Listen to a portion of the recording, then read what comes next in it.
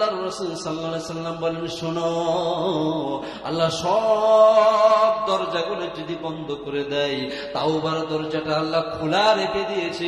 যত অন্যায় করেছো না কেন, যত পাপ করেছো না কেন, ও যুবক ভাই, আপনি কত অন্যায় করেছেন, কত গুনার কাজ করেছেন, আল্লাহর একটি দরজা রয়েছে, ইয়া আইয়ুহাল্লাযীনা আমানুত্তাকুল্লাহ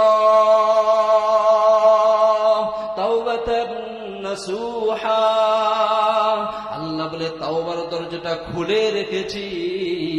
আল্লাহ ভালো করে জানেন আমার বান্দা প্রচুর পরিমাণে অন্যায় করবে, গুনাহ করবে, কিন্তু এক সময় তার যখন বুঝ হয়ে যাবে, আমার কাছে খাস দিলে যখন তাওবা করবে, চোখের পানিগুলো ছেড়ে যখন বলবে, আল্লাহ আমি তো জানা করেছি, আমারে ক্ষমা করে দাও, আমি তো চুরি করেছি, আমাকে ক্ষমা করে দাও, আমি তো অনেক বড় বড় পাপের কাজগুলো করেছি, ক্ষমা করে দাও।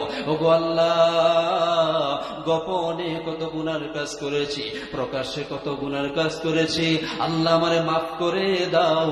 আল্লাহ বলে তাওবার দরজা যদি বন্ধ করে দেই, তাহলে আমার নবীর উম্মত একটাও জান্নাতে যাইতে পারবে না।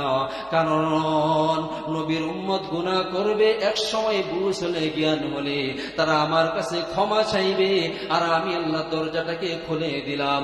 ইয়া আইয়ুহাল্লাযীনা আমানুত্তাকুল্লাহ তাওবাতান নাসুহা। কেউ যদি খাটিয়ে দিলে তওবা করে আল্লাহর কাছে মাপ চায়, আল্লাহ আমার সকল গুনাহের জন্য তওবা করতেছে, আমারে মাফ কইরা দেন। আল্লাহ বলে, এক ফোঁটা চোখের পানি কেমন দাম জানো? বলে আসমান জমিন সবগুলোই যদি বিক্রি করে দেই, সবগুলো যদি কিনা বেচা হয়ে যায়, আমার বান্দার এক ফোঁটা চোখের পানির সমান তার দাম হবে না।